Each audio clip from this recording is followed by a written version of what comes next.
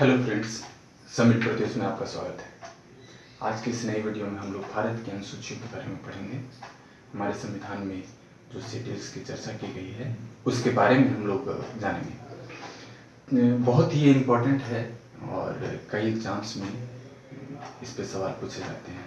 लगभग सारे एग्जाम्स में ही इस पे सवाल आते हैं।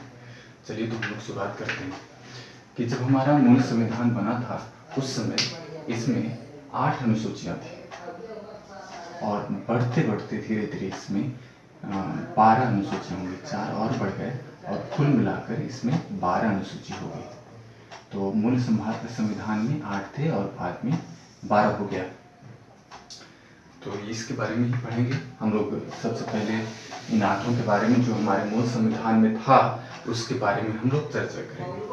तो पहला जो संविधान में जो चर्चा है, पहला अनुसूची का, उसमें भारत के राज्य एवं उसके केंद्र शासित प्रदेशों के बारे में चर्चा है।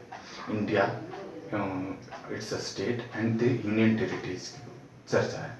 और हमारे भारत में अभी प्रेजेंट में 28 राज्य हैं, 28 राज्य हैं और 8 यूनियन टेरिटरी।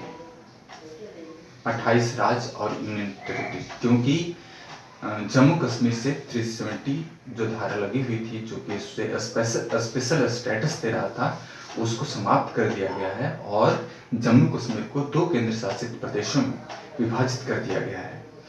एक जम्मू कश्मीर और दूसरा लद्दाख। लद्दाख हमारे देश का सबसे बड़ा जिला भी है और ये अभी है। क्या है अंतर दोनों में कि केंद्र शासित प्रदेश और राज्य में क्या अंतर है, इसके बारे में हम थोड़ा सा जान लेते हैं। भारत में जो राज्य हैं उसकी अपनी चुनी हुई सरकार होती है, जिसे कानून बनाने एवं उसमें संशोधन करने की शक्ति प्रदान होती है, शक्ति होती है कि वो कानून बना सकते हैं और ये उसमें संशोधन भी कर सकते हैं। और उसकी अपनी सरकार होती है। लेकिन केंद्र शासित प्रदेशों में अपनी सरकार नहीं होती, बल्कि सीधे सीधे तौर पर केंद्र का उस पर शासन होता है। यही फर्क है। और दूसरा कि कई केंद्र शासित प्रदेश में विधानसभा और मंत्री परिषद हो भी सकते हैं और नहीं भी हो सकते हैं। तो जहाँ भी केंद्र शासित प्रदेश हैं और जहाँ पे विधानसभा है, वो अपने विधानसभा से राज्यसभा के सदस्य को चुनने का अधिकार रखते हैं। तो हमारे जो है इसमें कि केंद्र शासित प्रदेश, हाँ, दूसरा और ये है कि जो विधानसभा वहाँ होते हैं उसको बहुत कम ही अधिकार दिया गया है। उसके अधिकार बहुत सीमित हैं।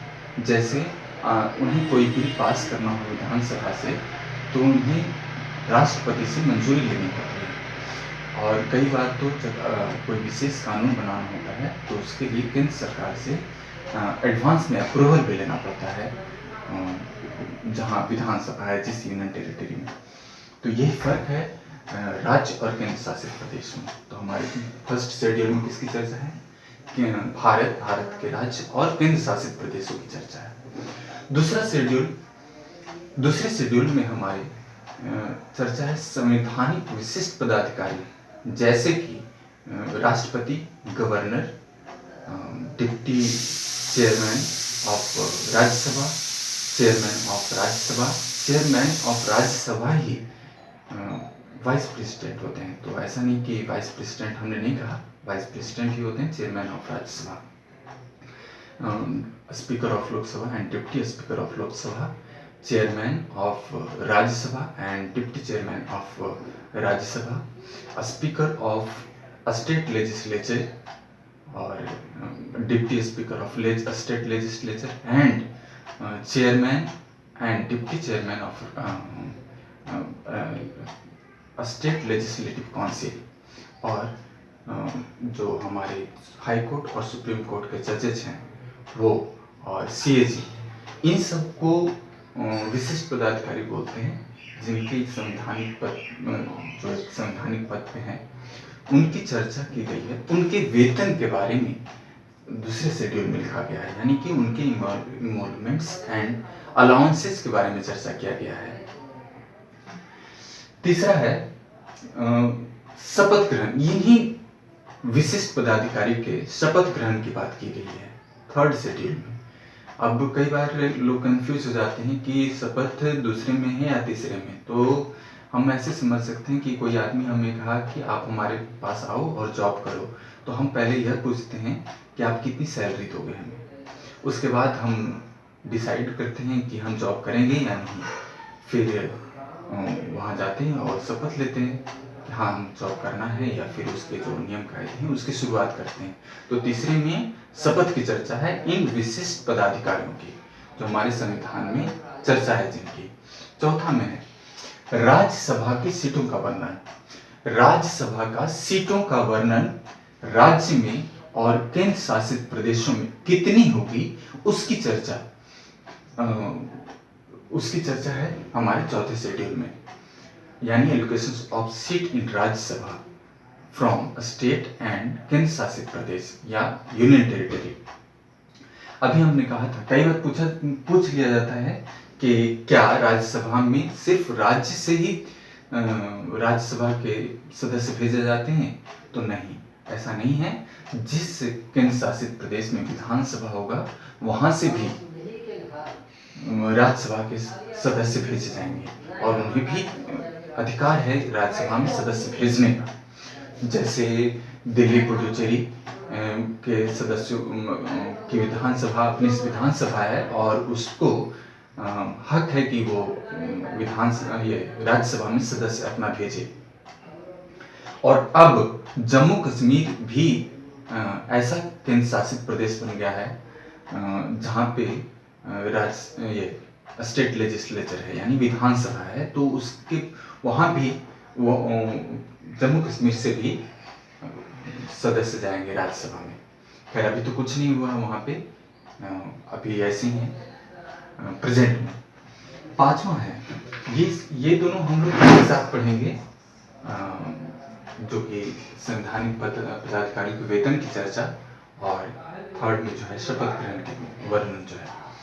अब चौथा और पांचवा हम लोग एक साथ पढ़ेंगे। चौथा नहीं, पांचवा और छठा हम लोग एक साथ पढ़ेंगे। पांचवा छठा में क्या है? पांचवा में देखते हैं हम लोग कि अनुसूचित जाति और अनुसूचित जनजाति जो पूरे भारत में रहते हैं उनके शासन और प्रशासन की व्यवस्था की चर्चा की गई है, यानी कि administration and controls of SC/ST who is available in all over India. इसकी चर्चा हमारे अनुसूची 5th में रखा गया है। और 6th में सिर्फ अनुसूचित जाति की चर्चा की गई है। अनुसूचित जाति के प्रशासन की व्यवस्था की चर्चा की गई है, स्पेशली इन 4 राज्य में। ये 4 पूर्वोत्तर राज्य हैं, असम, मेघालय, त्रिपुरा और मिजोरम। इन चारों को स्पेशल प्रिविलेज दिया गया है। कई बार बच्चे कहते हैं याद नहीं होता ये चारों, तो AM Assam, M Meghalaya, T Tripura, M Mizoram, M TM से हम इसे याद कर सकते हैं। ये छठा हुआ। सातवां जो है बहुत ही आसान है, और फिर इसमें सूचियों का वर्णन है। हमारे संविधान में 3 प्रकार की सूची बनाया गया है। इसको रब कर देता हूँ, बनाता है।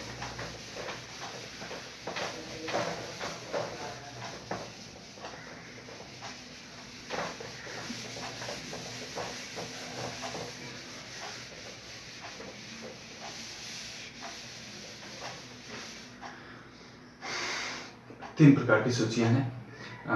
संघ सूची यानी यूनियन लिस्ट, राज्य सूची यानी state list, and concurrent list यानी कि समवर्ती सूची। ये तीनों सूचियां हमारे संविधान में दिया गया, यानी कि ये है क्या, ये पावर का डिवीजन है बिटवीन सेंटर एंड स्टेट। तो इसमें कई विषयों की चर्चा की गई है, इनके कई कार्य क्षेत्र हैं। तो हम यूनियन लिस्ट देखते हैं। यूनियन लिस्ट में 97 सब्जेक्ट्स थे, जो कि अब बढ़कर 100 सब्जेक्ट हो गए। और स्टेट लिस्ट में 66 सब्जेक्ट थे, जो कि घटकर 61 हो गए। और कंकरेंट लिस्ट में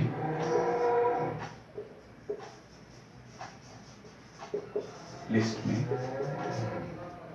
47 विषयों की चर्चा थी और जो कि बढ़कर अब 52 हो गया है। तो यही हमारा लिस्ट। और ऐसे इन के जो सब्जेक्ट्स हैं, ये इनकी लंबी लिस्ट है, तो इसकी चर्चा हम बाद में करेंगे। जैसे हम बाद में करेंगे इसकी चर्चा। चलिए, तो ये तो 7 हो गए, तो इसको हम लोग याद कर सकते हैं बहुत आसानी से। एक बार फिर से दोहरा लेते हैं कि पहली अनुसूची में भारत के राज्य और उसके केंद्र शासित प्रदेशों की चर्चा है। दूसरे में संवैधानिक विशिष्ट पदाधिकारियों के वेतन की चर्चा है। तीसरे में संवैधानिक विशिष्ट पदाधिकारियों के शपथ ग्रहण की चर्चा है। चौथे में एलोकेशंस ऑफ सीट इन राज्यसभा, यानी कि राज्यसभा में कितने सदस्य होंगे किस राज्य से या केंद्र शासित प्रदेश से, उसकी चर्चा है फोर्थ में। फिफ्थ में है administration and control of SC/ST in India. और छठा है एलोकेशंस ऑफ सीट्स, छठा है अनुसूचित जाति specially in Assam, Meghalaya, Tripura and Mizoram. इन चारों के SC/ST शेड्यूल्ड ट्राइब के एडमिनिस्ट्रेशन एंड कंट्रोल की व्यवस्था के बारे में चर्चा किया गया है, लिखा गया है। सातवां है लिस्ट, जिसमें यूनियन लिस्ट, स्टेट लिस्ट और कंकरेंट लिस्ट की चर्चा है। यूनियन लिस्ट में 97 है, अब बढ़कर 100 हो गए हैं, और स्टेट लिस्ट में 66 है, जो कि अब घटकर 61 हो गए हैं, और कंकरेंट लिस्ट में 47 सब्जेक्ट थे जो बढ़कर 52 हो गए हैं। ये था। और एक दूसरी बात कि कंकरेंट लिस्ट में दोनों का अधिकार होता है, केंद्र को भी और राज्य को भी। लेकिन जब ऐसी स्थिति आ जाए कि केंद्र और राज्य के बीच में टकराव की स्थिति आ जाए, तो उस दौरान जो केंद्र द्वारा बनाया गया जो कानून है उसे ही मान्य किया जाएगा। ये कंकरेंट लिस्ट। अब आते हैं ये 8 के बाद 9। इससे भी याद करना बहुत ही आसान है। इसको हम एक लिस्ट बनाते हैं, एक बॉक्स बना लेते हैं।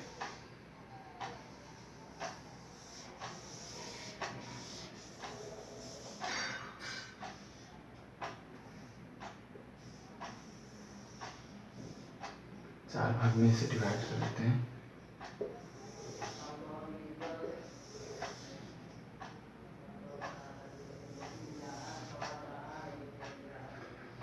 इसमें कैमी अनुसूची होगी, शेड्यूल लिखेंगे, और इसमें संशोधन हुआ, कैमी संशोधन है।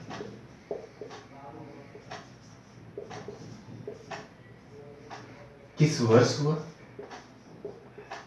और इसमें क्या हुआ या क्या है वो है, और इसकी विशेषता क्या है।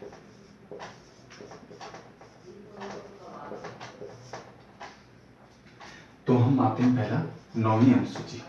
क्या हुआ कि जब हमारा संविधान बना तो उसके बाद पहला जो संशोधन हुआ उसमें ही पहले संशोधन में ही हमारा जो पहला संशोधन यानी कि फर्स्ट संशोधन है, और हुआ कब था 1951 में। और पहले संशोधन में ही 9वीं अनुसूची को हमारे संविधान में जोड़ दिया गया। इसमें क्या हुआ कि संविधान बनने के बाद कई समस्याएं आ रही थी। भूमि बंदोबस्त को लेकर सरकार चाहती थी कि जमींदारी प्रथा को उन्मूलन किया जाए, एबोलिश कर दिया जाए। तो उसको लेकर, भूमि सुधार को लेकर कई समस्याएं आ रही थी। तो इसमें क्या है हमारा भूमि सुधार।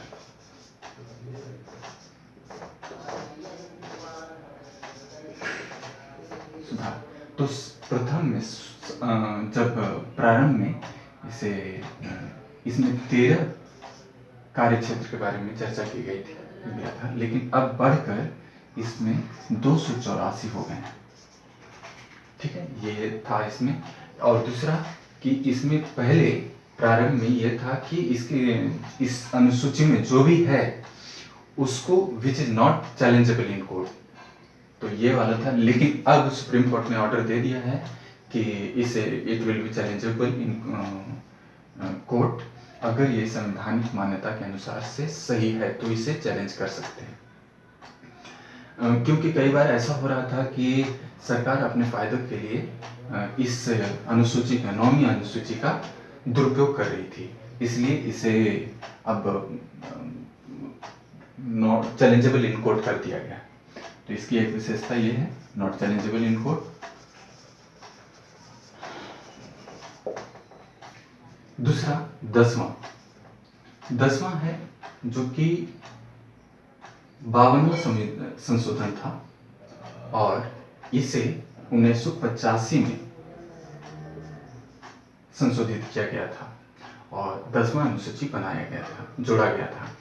इसमें क्या हुआ था कि उस समय कई छोटे छोटे दल उभर कर आए थे और वो दल कई बार परेशानी कर रहे थे कि चुनाव जीतने के बाद अपने दल को छोड़कर दूसरे दल में चले जाते थे। इस कारण से बहुमत मिल नहीं रहा था किसी पार्टी को, तो एक परेशानी आ रही थी। तो इस अनुसूची को लाया गया और कहा गया कि अगर आपको दल छोड़ना हो तो आप चुनाव से पहले ही छोड़ें, अन्यथा चुनाव के बाद छोड़ने पे आपकी सदस्यता रिक्त मानी जाएगी। इसे हम एंटी डिफेकेशन लॉ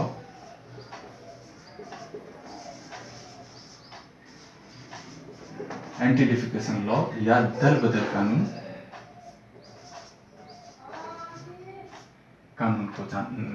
के बारे में जानते हैं।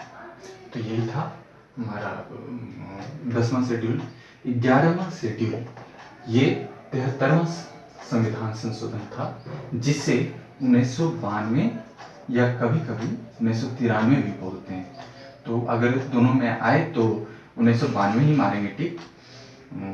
तो ये संविधान जो पास हुआ था वो 1993 में पास हुआ था, संशोधित हो चुका था इसकी। तो इसमें क्या है कि पंचायती राज की व्यवस्था है, पंचायत की व्यवस्था है, पंचायत, और इसमें 29 कार्य क्षेत्र रखे गए हैं कि इस पे पंचायत या लोकल बॉडी जो होती है भारत की, उसमें 29 कार्य क्षेत्र, जैसे कृषि हो गया, पशुपालन हो गया, रोड हो गया, पंचायत का रोड हो गया, स्वच्छता के बारे में चर्चा हो गई, ये सब लेकर 29 सब्जेक्ट हैं इसमें। ये हमारे 11वां संविधान संशोधन है, ये 73वां संविधान संशोधन है और 11वां शेड्यूल है। 12वां शेड्यूल ठीक 73वां के बाद 74वां संविधान संशोधन है और ये भी 1992-93 में ही लाया गया था और इसमें नगर पंचायत की चर्चा है, म्युनिसिपैलिटी की चर्चा है।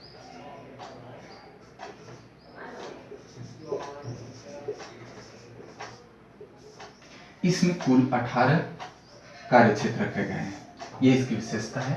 इसमें कुल 18 कार्य क्षेत्र रखे गए हैं। तो ये भी हमें बहुत आसानी से हम इसको समझ लिए हैं, नहीं भूलेंगे इसको। फिर से एक बार देख लेते हैं कि 9वीं अनुसूची पहला ही संविधान संशोधन था जो कि 1951 में हुआ और इसमें भूमि सुधार की वर्णन है, which is not challengeable in court. प्रारंभ में था, शुरू में 83 थे, बाद में अब वर्तमान स्थिति में 284 हैं। एक छूट गया है 8वां शेड्यूल, हम अभी कर लेंगे उसको। 10वां 52वां संविधान संशोधन 1985 और इसमें एंटी डिफेकेशन लॉ की चर्चा है, दल बदल कानून का है। 11वां 73वां संविधान संशोधन 1992-93 और इसमें पंचायत की व्यवस्था है और इसमें 29 कार्य क्षेत्र हैं। 12वां 74वां संविधान संशोधन 1992-93 में हुआ और इसमें नगर पंचायत म्युनिसिपैलिटी की चर्चा है और इसमें 18 सब्जेक्ट्स हैं। आइए देखते हैं हमारा जो छूट गया है 8वां संविधान संशोधन क्या था।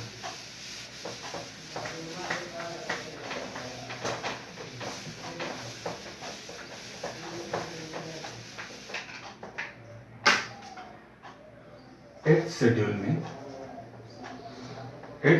में भाषा की चर्चा है।